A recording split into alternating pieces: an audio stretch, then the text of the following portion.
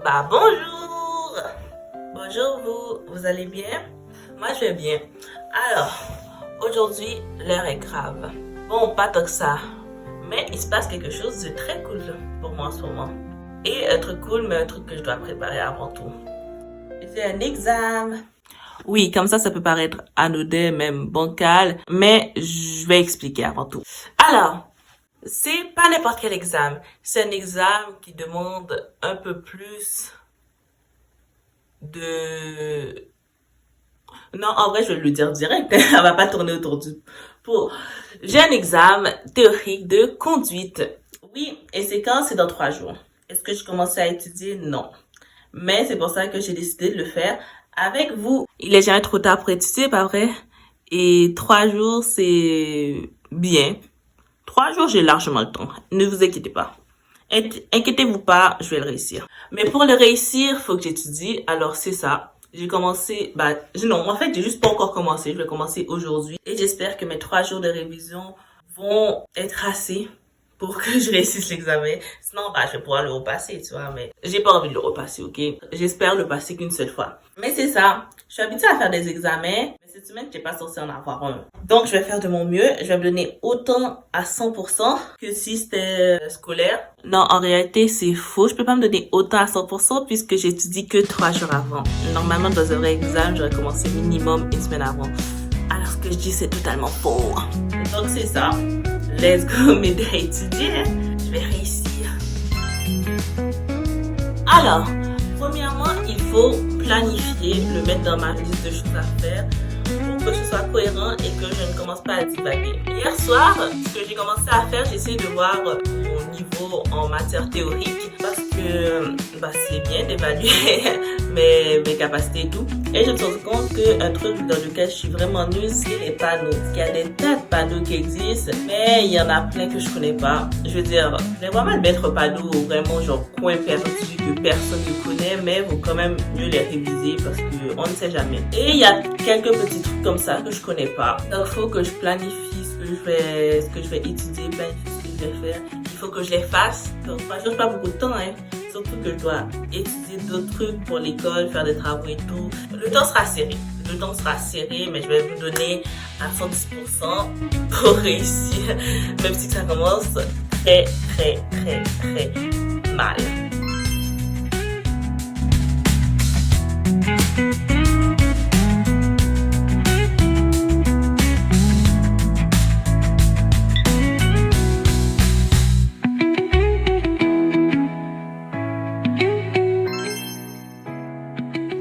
Si vous devez immobiliser votre véhicule pendant une tempête de neige, évitez de sortir du véhicule et de vous exposer au froid.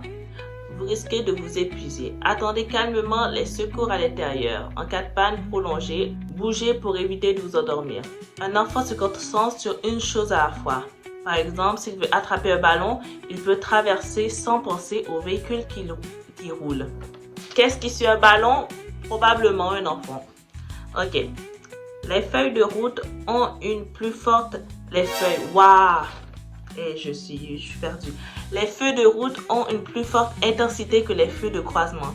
Utilisez-les uniquement lorsque vous ne risquez pas d'éblouir un conducteur.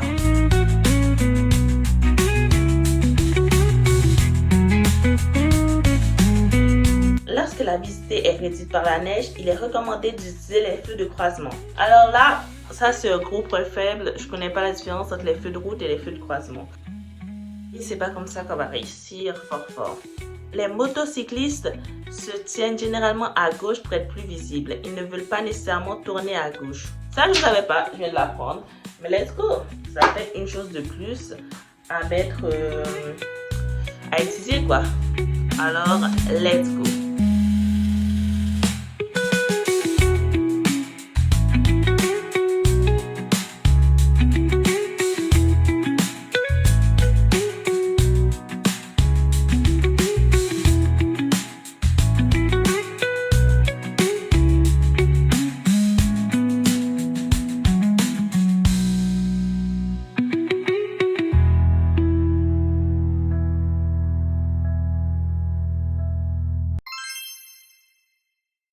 Ça, c'est le cahier avec lequel je prenais des notes pendant mes cours. théoriques qui désormais sont terminées puisque je passe l'examen. Les usagers vulnérables sont les piétons, les cyclistes et les motocyclistes. Est-ce que vous saviez? Moi, je suis censée le savoir. Il faut agir de manière sécuritaire. Ça, normalement, je sais parce que sinon, encore une fois, c'est assez problématique. Les appels de phare, c'est à 150 mètres devant nous. Donc, non, je sais pas ce que ça veut dire. C'est pour ça que je vais étudier. Ok, la courtoisie est importante dans la conduite. Ça, je le savais déjà. En tout cas, règles d'une conduite proactive, tolérance, courtoisie, patience, éviter de conduire en état de fatigue, partir plus tôt, faut pas avoir de conversation tendue. Normalement, faut aussi ne pas parler au téléphone parce que c'est une distraction, parler au téléphone pendant qu'on conduit, même si que peu de gens le respectent.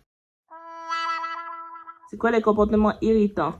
Il y a couper la voie, suivre de trop près et klaxonner inutilement. En même temps, klaxonner inutilement ne va pas avec la règle d'avant qui est d'être courtois. La courtoisie, c'est important.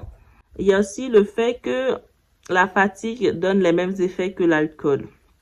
Donc, ne soyez pas fatigué, ne buvez pas d'alcool et ne soyez pas fatigué en buvant de l'alcool.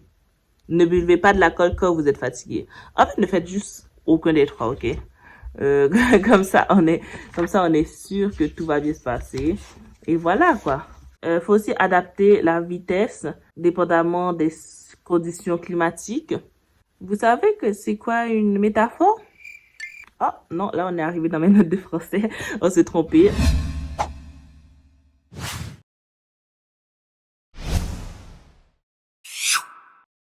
Alors, les règles d'assignation visent à assurer la sécurité des usagers, accroître l'efficacité de la circulation et guider les usagers de la route. Je suis pas sûre que ça m'aide pour l'examen.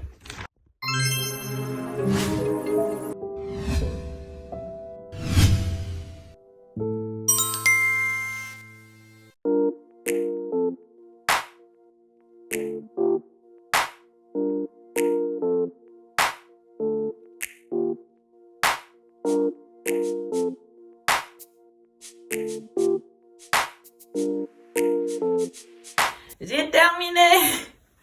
Wouh!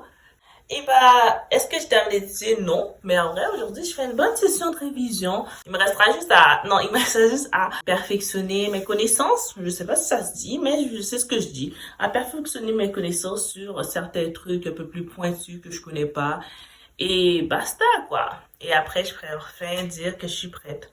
Mais aujourd'hui, je me suis beaucoup plus avancée que ce que je croyais. Je veux dire, je sais que l'examen théorique n'est pas l'examen le plus dur possible. C'est pour ça que je m'y prends aussi tard. Mais ça reste quand même d'examen important. Et j'estime avoir bien étudié. C'est ça.